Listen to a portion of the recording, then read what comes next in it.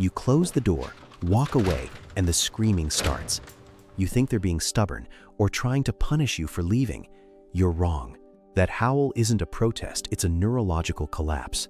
Every time you ignore that sound or scold them when you get home, you're quietly breaking the trust your dog spent years building. Today, we're decoding the survival script behind the bark, and I'm giving you 5 science-backed steps to turn your home from a prison of anxiety back into a sanctuary.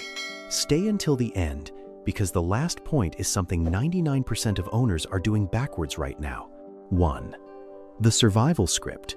Why silence feels like a threat. Most owners think their dog barks or howls when they leave because they're bored, being bad, or even trying to get revenge for being left behind. You are wrong. This isn't an opinion. It's a biological truth baked into their DNA over 15,000 years of coevolution. To your dog, you are not just a roommate. You are their social anchor, the very center of their reality. When you close that door and leave them in silence, their brain doesn't just register loneliness. It triggers what behaviorists call a survival script. In the wild, a dog or wolf, separated from the pack, faced a literal death sentence. So, that howl you hear? That's not a protest. It's a primal scream of a nervous system falling into a state of hypervigilance. Scientific studies, like one published in Physiology and Behavior, show that during these moments of separation, a dog's cortisol, the stress hormone, spikes to dangerous levels. Their heart rate climbs, and their brain enters a fight or flight loop because, neurologically, silence feels like a threat to their survival. Now, pay attention. If you're the kind of owner who wants to stop just owning a dog and start truly understanding the soul that chose to spend its one life with you, then you're exactly where you need to be. Hit that subscribe button right now and join our community. Because when you understand their language, you stop being just the person who fills the bowl and you become the source of their safety. So, here is your first micro action for tonight. Stop the long goodbye. When you leave, don't apologize, don't hug them, and don't make eye contact. By trying to comfort them with a long farewell, you are actually confirming to their brain that a high-stress event is about to happen. Just walk out. Make your departure a non-event. But here's the thing. The anxiety that causes them to bark doesn't actually start when you turn the key in the lock. It starts 20 minutes before you even touch the door handle. And if you don't break the pattern we're about to talk about next, no amount of training will ever work. 2. Breaking the pre-departure trap, the pattern recognition cycle. If you think your dog's barking starts the moment you turn the key in the lock, you are fundamentally misreading their reality. To your dog, your departure isn't a single event, it is a countdown. And that countdown begins long before you even touch the door handle. Dogs are the most sophisticated pattern recognition machines on the planet. They don't just watch you, they study you. They have cataloged every microsignal you produce in the 20 minutes before you leave. The specific way you shift your weight on the sofa, the distinct sound of your phone hitting the counter, the jingle of the specific set of keys you only grab when you're heading to the car. By the time you are actually putting on your shoes, your dog's nervous system is already redlining, their heart rate is climbing, and their brain is already starting to loop through that survival script we talked about in part 1. The barking or howling you hear when you walk away is just the final release of a pressure cooker that has been building since you finished your first cup of coffee. Here's the cognitive slap. You have unintentionally trained your dog to be anxious. Every time you follow the same rigid morning routine, you are effectively winding the clock on their panic. You are confirming that the silence is coming. So, starting tomorrow, we are going to perform micro-signal disruption. Your goal is to break the predictive model your dog has built. Pick up your car keys, but instead of leaving, go sit on the couch and read a book for 5 minutes. Put on your heavy work shoes, then go into the kitchen and wash the dishes. Open the front door, step outside for 10 seconds, and come right back in before the barking even has a chance to trigger. You need to teach their brain a new truth, that your departure cues no longer predict your absence. When the keys no longer mean I'm going to be alone for 8 hours, the biological trigger for the howl begins to wither away. But remember, even if you break the routine, a dog with a bored, understimulated brain will still find a reason to scream. Physical presence is only half the battle. If you don't address the mental hunger that's eating them alive from the inside, they will never truly settle. And that brings us to the most overlooked tool in your arsenal. 3. The brain-tiring solution. Why walking isn't enough. Many owners believe that the secret to a quiet dog is a long, exhausting walk before they leave for work. You think if you tire their legs, they'll sleep until you get back. You are wrong. In fact, for many dogs, a high-intensity run right before you depart actually redlines their nervous system, leaving them physically exhausted but mentally hyper-aroused. A physically fit dog with an understimulated brain is simply a dog that has the stamina to bark for 6 hours straight. To stop the howling, you have to understand the mental hunger that's eating your dog alive.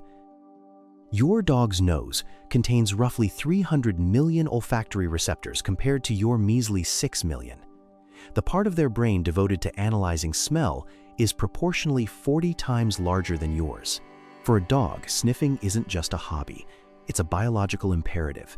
It is how they read the world. A study from the University of Bristol found that dogs given opportunities for olfactory exploration showed significantly lower levels of stress behaviors at home, including excessive barking and destructive chewing. Why? Because 15 minutes of genuine cognitive engagement, like scent work, tires a dog more thoroughly than an hour of jogging. Sniffing physically lowers their heart rate and reduces cortisol levels. Here is your micro-action for tomorrow morning. Stop feeding your dog from a bowl before you leave. A bowl of food is gone in 45 seconds, providing zero mental value. Instead, use scatter feeding. Take their breakfast and throw it across the grass in your backyard, or hide small portions in different spots around your living room. By making them work for their food, you're engaging their ancestral hunting instincts. You're turning their brain on so it can eventually turn off. Smart pup. A dog that spends 20 minutes solving the puzzle of where their breakfast is a dog that will fall into a deep, satisfied sleep the moment you walk out that door. But here's the catch. Even a mentally satisfied dog can still be triggered into a barking frenzy if they feel the weight of the entire house on their shoulders. If your dog thinks they are the security guard of every window and door, they will never truly rest. And that leads us to the one thing your home is likely missing. 4. Building the fortress of safety. Ending the security guard mindset. Most owners believe that by giving their dog free rein of the entire house while they're gone, they are being kind. You think more space equals more freedom. You are wrong. For a dog prone to barking or howling, a large open house is not a luxury. It is a heavy, 2-4-hour job description. When you leave, your dog's instinct shifts. Without a leader present, many dogs feel they must step up as the security guard of the entire perimeter. They pace from the front door to the back window, monitoring every footstep in the hallway and every car engine on the street. They aren't resting, they are patrolling. And the moment they hear a threat, they bark or howl to sound the alarm, an alarm that no one is coming to answer. To stop the noise, you must provide what behaviorists call an owner-respected retreat space, ORRS. This is a designated fortress of safety where your dog's responsibility ends. It's not a prison or a cage, it's a sanctuary where the world is allowed to disappear. Here is the cognitive slap. A space is only a sanctuary if you respect it. Research shows that dogs in homes where their resting space is constantly interrupted by children, guests, or even you reaching in to pet them never reach a state of genuine neurological recovery. If they aren't safe to rest while you are home, they will never feel safe to rest when you are gone. Now, if this is the first time you're realizing that your dog's bad behavior is actually just a cry for a safer boundary, you've found the right place. Truly understanding the animal that chose to spend its one life with you is a journey. Join us on that journey by hitting the subscribe button and ringing the bell. When you interact with this community, you aren't just watching dog videos. You're becoming the anchor your dog is desperately searching for. Your micro action for tonight: choose one corner or a specific room. Place a scent anchor.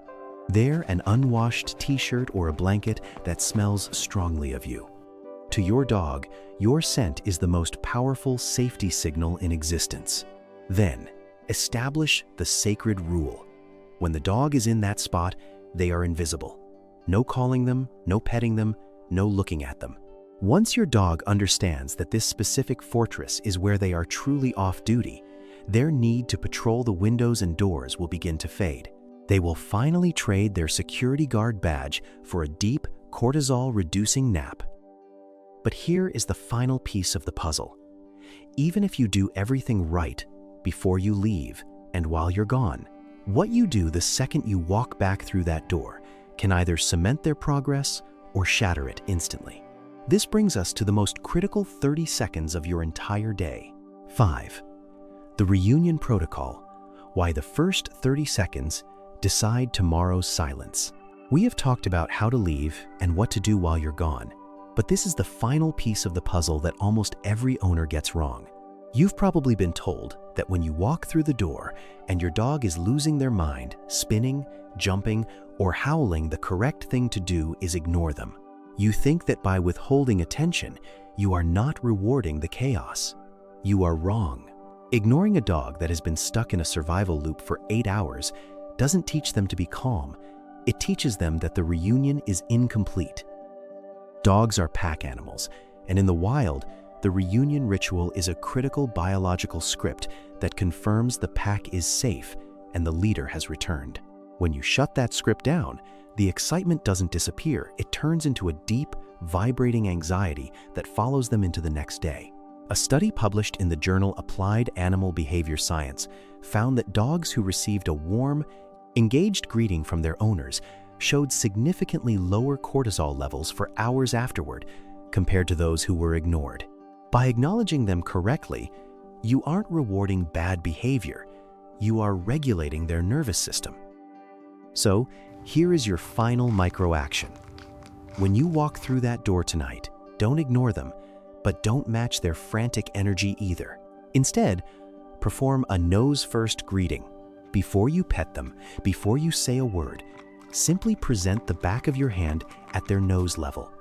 Do not reach over their head, which can trigger a flinch response. Let them sniff you.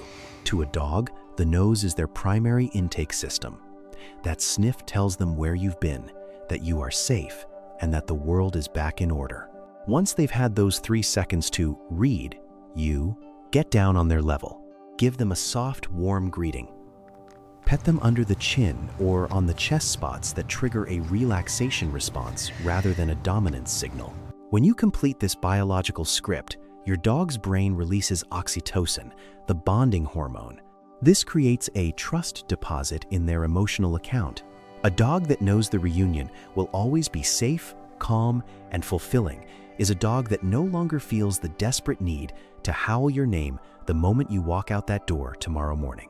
You are not just coming home, you are providing the closure their survival instinct demands. Your dog isn't trying to ruin your day, they're just trying to survive it without you. When you replace their fear with a solid foundation of trust, the silence follows naturally. If this decoded a part of your dog's world you never understood, hit that subscribe button right now. Join us here at Canine Decode, where we help you listen to the language they've been speaking all along. Drop a comment below. What is the one thing you're going to change tomorrow morning? Because they spend their whole life waiting for you, and they deserve to be understood.